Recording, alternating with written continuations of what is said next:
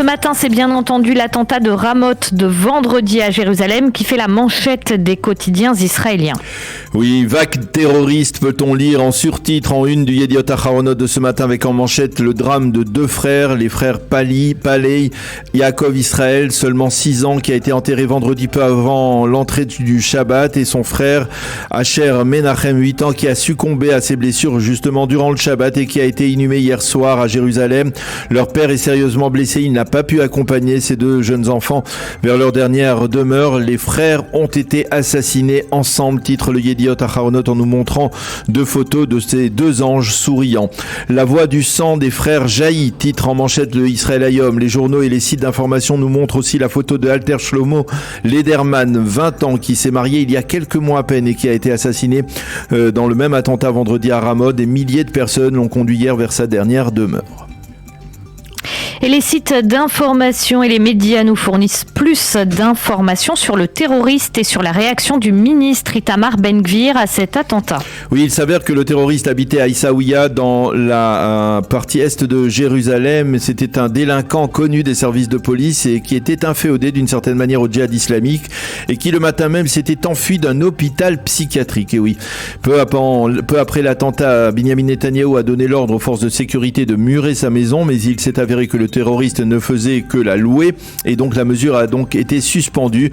Les quotidiens mentionnent également la déclaration intempestive d'Itamar Ben-Gvir qui, comme à son habitude, s'est précipité sur le lieu de l'attentat vendredi et a annoncé à la surprise générale et sans coordination avec Binyamin Netanyahou le lancement d'une opération Rempart 2 dans les quartiers arabes de Jérusalem.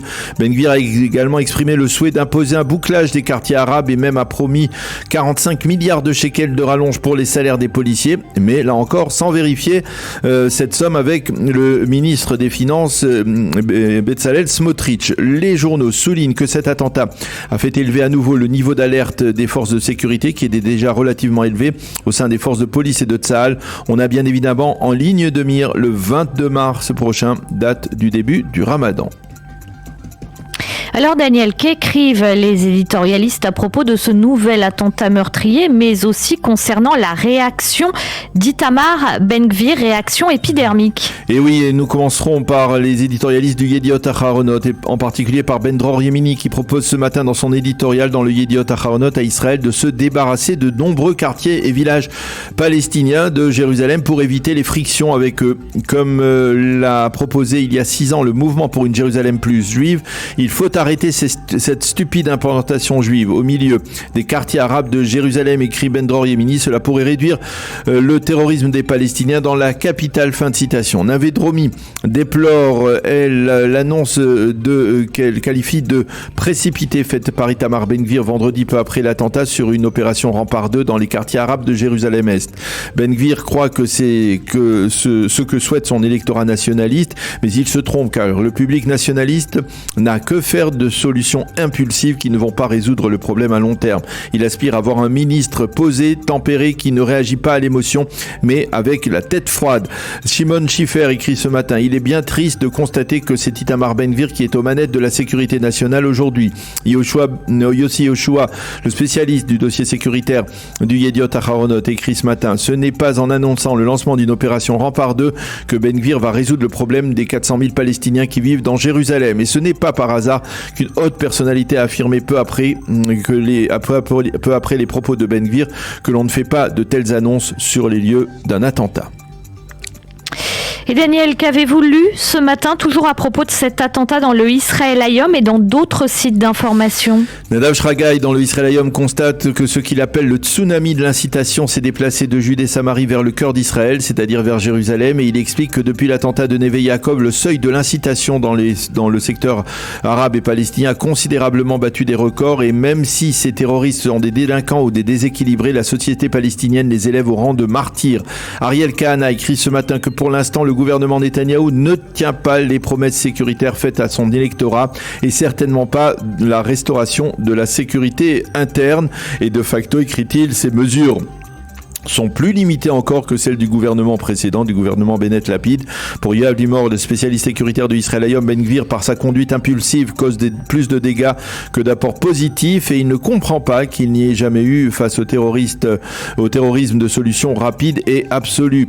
Jonathan Liss, dans le Haaretz de ce matin, mentionne les tenailles qui limitent la marge de manœuvre de Binyamin Netanyahou, avec d'un côté l'administration américaine et de l'autre un Itamar Ben Gvir qui le presse d'agir.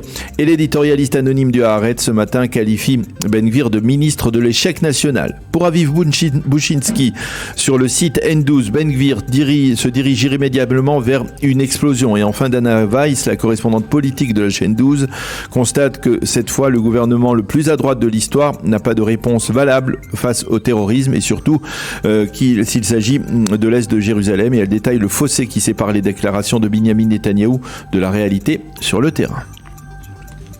Enfin, le second titre désormais, comme chaque dimanche matin, ce sont bien sûr les manifestations des opposants à la réforme du système judiciaire de Yariv Levin. Oui, là encore, Eva, avec un nombre toujours précis de manifestants. Selon certains sites d'information, il y en avait 80 000 hier à Tel Aviv, 14 000 à Haïfa, 2 000 à Jérusalem.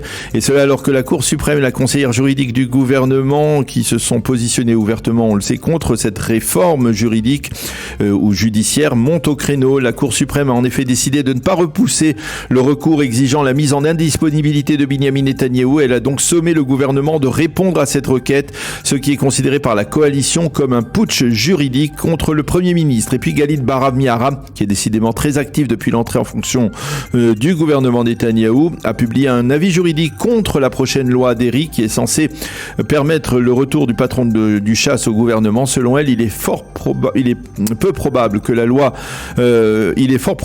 que cette loi sera cassée par la Cour suprême. Bref, la tension grimpe de jour en jour autour de ce dossier.